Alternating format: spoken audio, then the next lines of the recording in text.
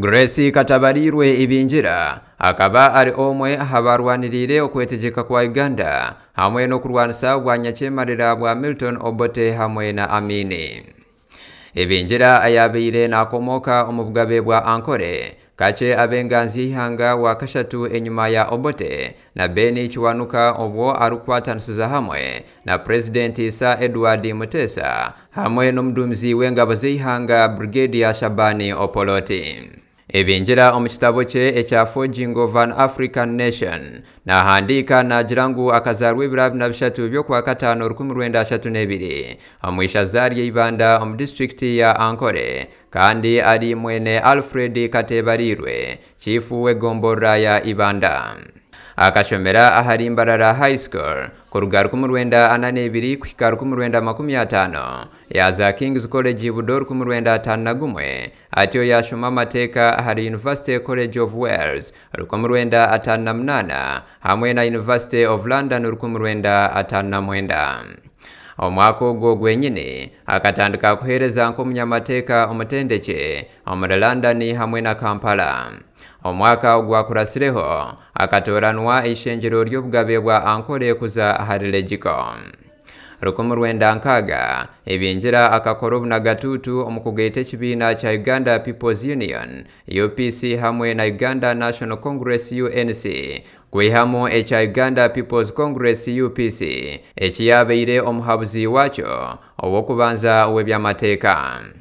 Ibinjira akaba chairman wa UPC arukujwekera Ankole district emyaka 3 kandi 1964 yatoranwa kuba karani wa UPC ogwisya 1966.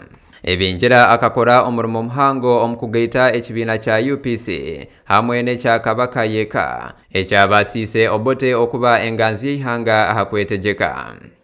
Obwo Uganda eherize kutunga okwetegeka omwaka gwa 1962 Ibinjira akatoranwa kuba minister w'ebyoburinganiza kandi ahabwo kugubwe omubyamateeka akatandikaho African Law Courts kandi yatanisa eihega ly'abaramuzi hamwe n'eihega ery'abanyeshenjero.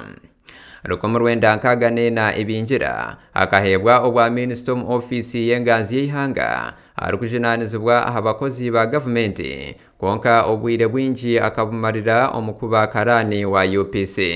Ibinjira akaba atwire ainirho ly'okwegeta kwa Uganda, Kenya hamwe na Tanzania Obote kuyazibire ba minister be kuzo mu rukiko rwa ba minister b'amahangaga erya Kenya hamwe na Tanzania ahari University of Nairobi 1963 kuhajana ahabyo kugeta amahangaga. Ibinjira akajema ya ruzamu ya Shabane Mbabazi ngo habeho okwegeta kwa mahangaga. Ibinjira aryagumana ijukwa ahabwo murimo muhanga ogwo yakozire omukutorana ebendera hamwe n'ekyeshongoro ky'ihanga.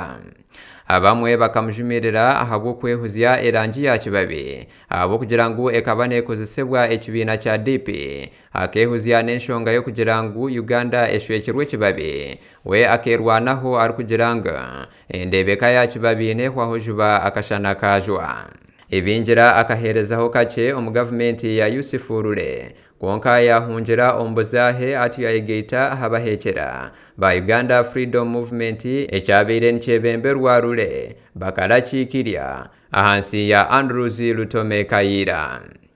Ibinjira ayabandize kubera NRM ya President Museveni akabaru munkeito akaheza yakwatagana nayo no mukora enjenderwaho ya Uganda akabaruho.